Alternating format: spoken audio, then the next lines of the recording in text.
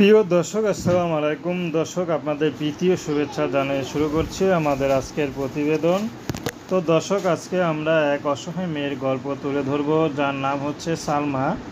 সালমা হতদরিদ্র পরিবারের মেয়ে। তার বাবা ছিল জেলে। তো হঠাৎ একদিন নদীতে মাছ ধরতে গিয়ে ঝড়ের কবলে পড়ে তাদের নৌকাটা ডুবে যায় এবং তার বাবাটা সেখানে মারা যায়। আর খোঁজ খবর পাওয়া যায়নি। তো সালমা শাক বাঁচতে গিয়ে তার ছবিটা তোলা হয়। সালমাকে ছবি দেওয়ার কথা মানে চেয়েছিলাম তার ছবি, তো পার্সোনালিভাবে তিনি ছবিটা দেয়নি। তো গোপনে তার ছবিটা তোলা হয়, তার মার কারণে মাই বলেছে।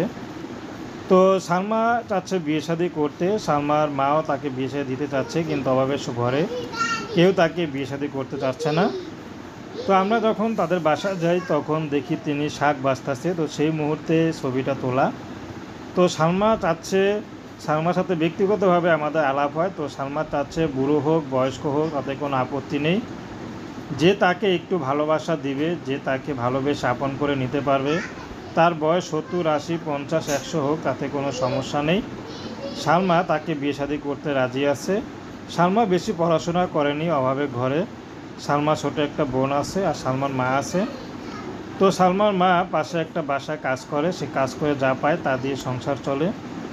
আর সালমা গ্রামে বাড়ি, শাক টুকিয়ে টুকিয়ে মানে শাক উঠিয়ে যা পায় সবজি কুড়িয়ে তাই রান্না করে সংসার চলে। এত হতদরিদ্র পরিবারের মেয়েকে কে বিয়ে করবে? তো সালমা চাচ্ছে বয়স বেশি হোক, তাতেও সালমা বিয়ে শাদী করতে রাজি আছে। তো প্রেম ভালোবাসা সাহায্য সহযোগিতা একান্ত আপনাদের ব্যক্তিগত ব্যাপার। আসসালামু আলাইকুম।